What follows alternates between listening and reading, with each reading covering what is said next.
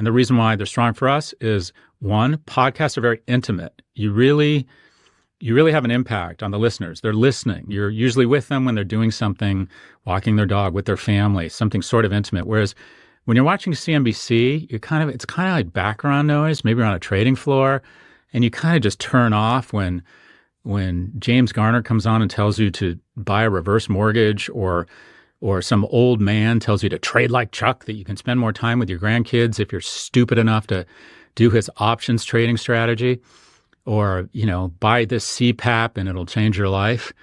Anyways, the reason we get high CPMs is we kind of have what I'll call one of the silverback gorillas from Rwanda.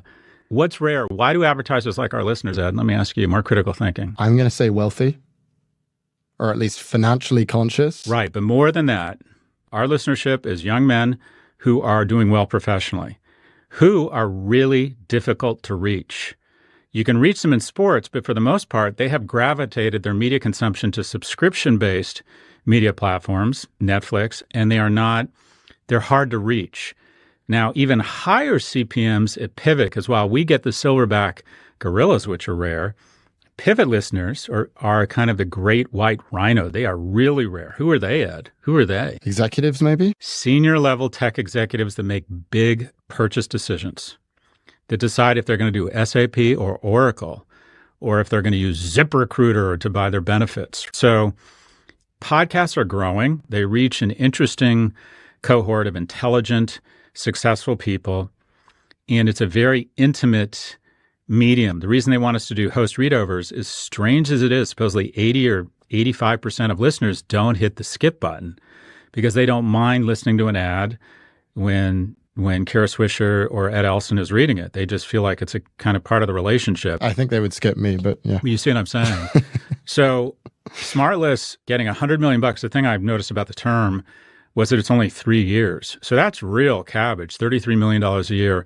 They deserve it. It is a lovely podcast. Those guys do a great job. They have a great dynamic.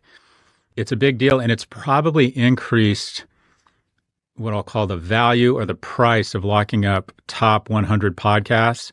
It's probably increased every deal by 30 or 50% because now it feels like the champagne and cocaine are back. Would you like to apologize for what you've done to these good people? He does it, obviously, because he doesn't really have a choice. And then we're sitting here, it's like, great, he apologized. What I would compare it to is going to the principal's office. It's like, it's not even a conversation. They just ask these stupid, one-sided questions. They barely allow for a response. I mean, they're constantly interrupting them. And then the worst part is that it's always televised. Yeah, I think that's a pretty cogent analysis of it. At least a principal can suspend or expel the person in front of them.